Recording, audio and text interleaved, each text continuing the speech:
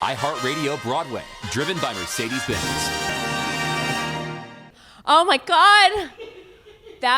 You guys, that bob is bobbing. Okay, we have a wonderful wig technician. His name is Kevin Garcia. That wig stays fresh because of him. We have so many wonderful people working in that building. But when I was on live the other day, someone asked, like, how much the wig cost. I know it is made from extension hair. I was told that wig is between like $5,000 and $6,000. I believe it. It's so beautiful.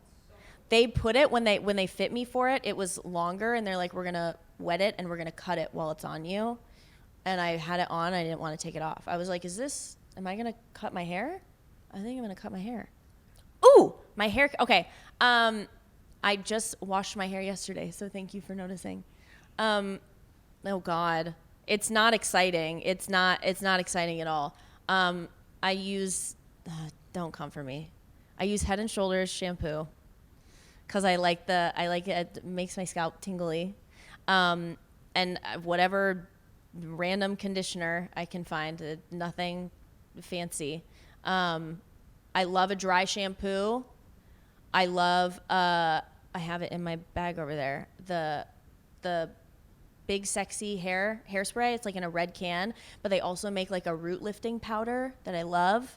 And then I have a hair cream from Lush called, I think it's called Revive. It used to be called something else, but now it's called Revive. It's in a little pot and it smells so good, and it will last. I think the pot that I've had for like 2 years. It lasts for forever. That's it. Ooh, yes. I think one of my favorites, I have two. I'm going to share both.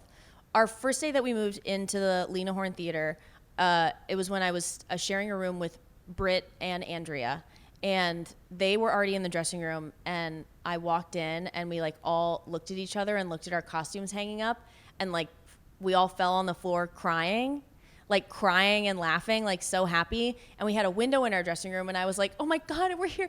We're on Broadway. We're in New York City. We have to open the window. And I opened it because I thought it was going to look out onto the street so we could like be like, we're on Broadway. And I like threw the window open, and it was just like a brick wall.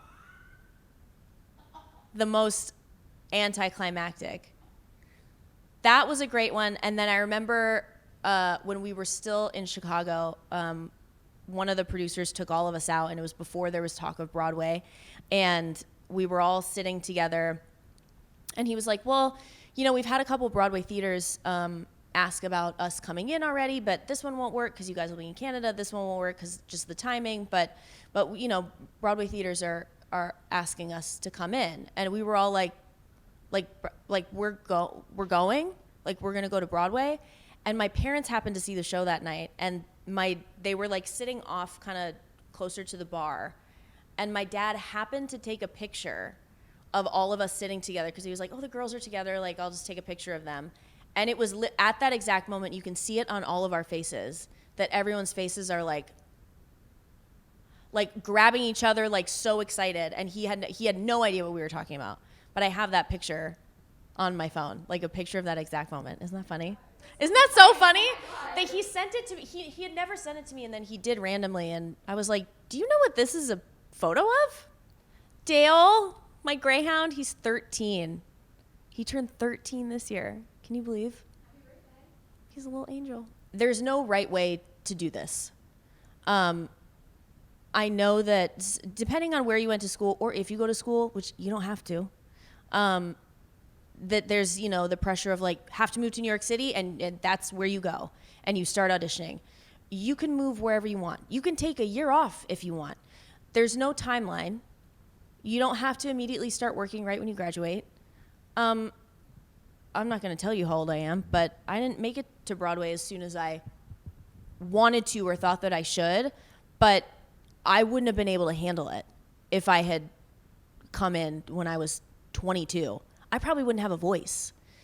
The 8 shows a week are no joke. So don't feel like you have to set a timeline for yourself. Again, the thing that is meant for you will not pass you by. Move to Chicago, move to LA, move to Atlanta. You can go wherever you want. New York and Broadway will always be here. iHeartRadio Broadway, driven by Mercedes-Benz.